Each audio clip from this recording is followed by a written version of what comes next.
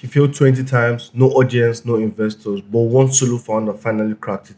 He built a SaaS in a few days and it makes money for him while he sleeps. Let's break down exactly what he did, how he did it, and whether this is something you can repeat for your SaaS business. Let's jump in. So let me just read you the summary of the post. Here's the story. After years of trying and failing to get projects off the ground, this indie founder finally found his breakthrough. He built a tool that automates finding customers from social media.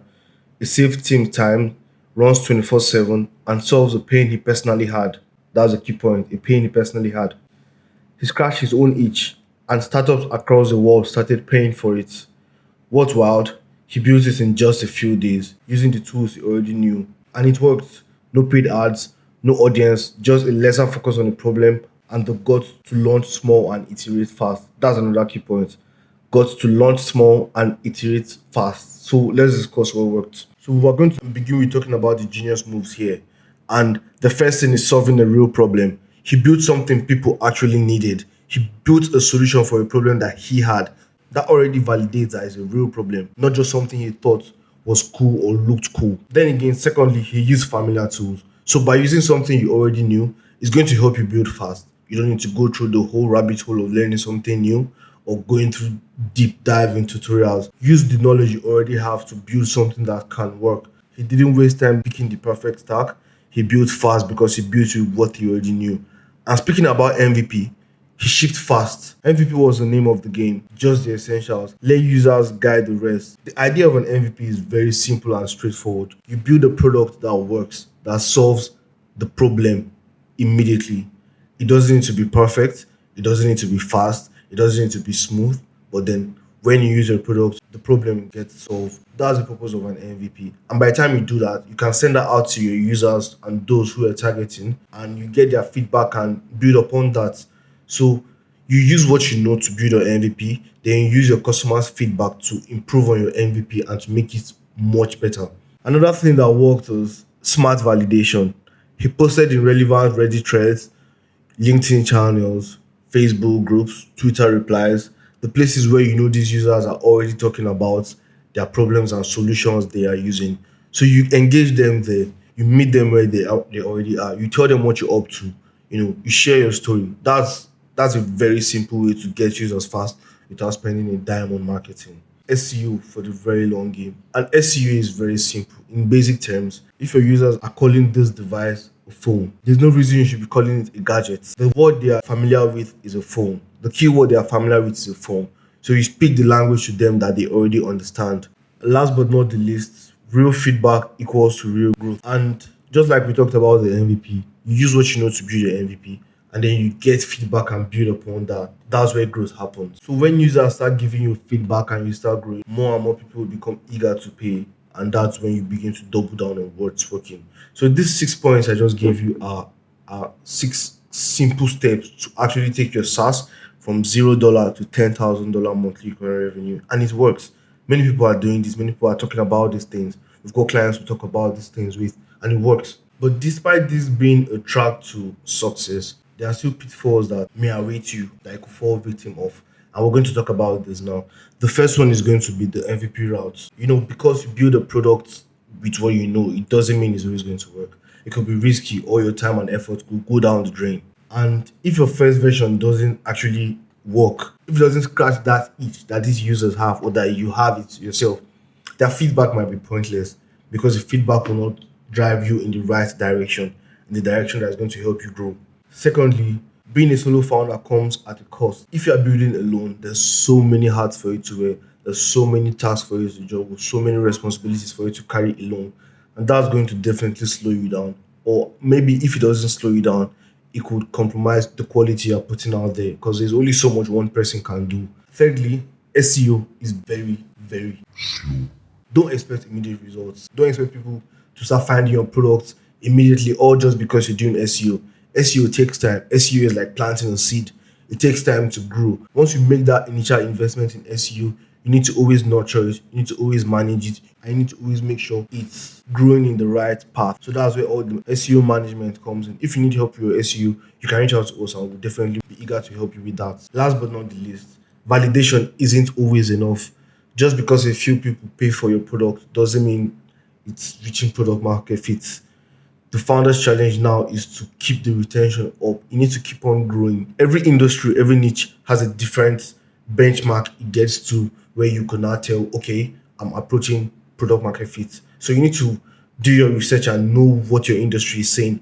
You need to do your research and know what your niche is saying so that you could ensure that you're on the right track to product market fit. So what's the takeaway here if you're watching this? I have some important points to share with you. So better listen up. If you're building something right now or you're stuck in the idea maze, here's the cheat code this founder use. First things first, start with a pain and not a passion. It's very easy to think that your passion is going to get you wins. It's easy to think that your passion is going to lead you to success. It's easy to think that your passion is going to bring you users, or because you're passionate about what you're building, is going to help it grow. It doesn't work that way. Everyone is concerned about their pain. Everyone is concerned about how your product can solve the problem they are facing, how your product can help their life easier. So it's always easier if you start with the pain. You don't need to start with someone else's pain. You can start with your own pain. Use your time to solve your own problem. And when you see it's working for you, trust me, there's going to be a whole lot of other people just like you. After all humans are the same. There's definitely a whole lot of other people just like you that could share with your pain, they could share with your story, and that means they're going to enjoy using your product. With this founder, he didn't build for applause, he built to solve something that was already hurting people, including himself. Just like I said, you start with the pain, start with your pain. Secondly, don't obsess over your tools. Trust me, there are many. Let's use content creation for example. There are many people out there who say, oh, they can't begin making YouTube videos because they don't have this camera. They can't begin doing this because they don't have this smartphone. All those are lies you tell yourself. That's just self sabotage. You can do whatever I want with whatever that is made available to you at the moment.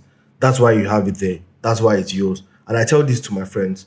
Everyone in their life has an opportunity, has a tool they can use to take their life from here to here.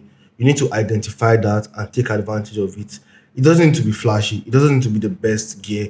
It doesn't need to be the best material out there. But then, as far as you do instead of think, that's going to definitely take you from here to here. So don't obsess over your tools. Your customers don't care what stack you use. Build with what you know, ship faster, and spend your brain power on solving the right problem. That's just all you need to do to help you build a successful SaaS. Thirdly, set deadlines that force you to focus. And this is another thing that even I myself I struggle with. Deadlines, procrastination. It's not easy. We're all human beings and we're all prone to getting tired, we're all prone to getting burnt out, or worn out. It happens. But then what's crucial is that you set key deadlines and you try to be disciplined with it. So when you're building your SaaS, you set deadlines for your MVP, you set deadlines for your UI designs, you set deadlines for your first shipments.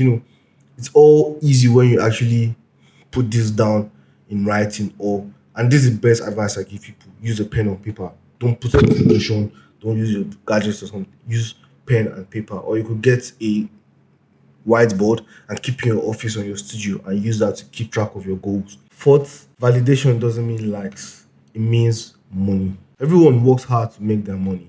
So if people are giving you their money that they could use to eat, they're using their money to buy your product. That's validation. Validation doesn't mean like, validation doesn't mean applause. It means people paying for your product. How many users are paying for your product? Not those who just sign up for your free trial and churn.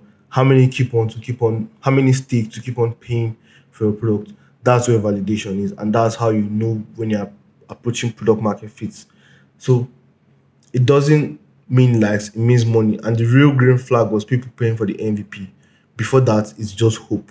So once people are not paying for your MVP, you're just living on hope and dreams.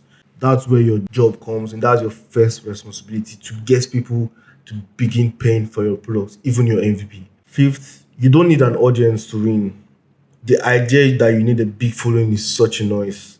With smart outreach, relevant replies, and a product that actually works, people will show up. And this is actually true. You don't need a big audience to win. If you have the right messaging at the right time, you don't need to talk to everyone. You don't need to talk to hundreds of thousands of people. You could talk to 1,000 people, and let's say you could convert 100 or 200 of them. And trust me, those 200 will just remain your soldiers for life. They keep on telling other people about your product. So what matters is you speaking to the right people at the right time with the right information. You don't need a big audience to win. Not just in building a SaaS, not just in content creation, anything in life. You don't need a big audience to win.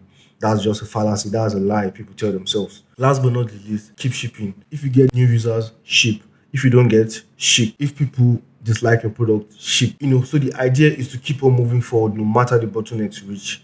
Because there's no way you're going to know what works without actually putting in the work. See what I did there? You know, so you only move forward by doing and not by thinking. And when you're building a SaaS, what do you need to do? You need to ship your product, ship your idea, ship your MVP, ship, ship, ship. That's the name of the game. Keep shipping. One win doesn't mean you've made it, and 10 losses doesn't mean you never make it. So this founder shipped 20 failures before something hits. Imagine that. Many people would have given up on the third idea, but then he didn't. He kept on pushing. And it's interesting because this 20th idea going to be his financial breakthrough, and it will bring him break even on all the money he has invested in the past startups that didn't make it. That's how business is. That's the journey of being an entrepreneur. You're going to fail. Be ready to fail. But then once your idea hits, just know it's most likely going to be up from there. So if that's not proof that consistency beat lucks, I actually don't know what is. So here's the truth. You don't need perfect timing, tools, or tactics. You need grit, feedback, and relentless momentum. Build, test, repeat. That's how small bets turn into big wins. So, what do you think of this? Do you think this was a win or a loss?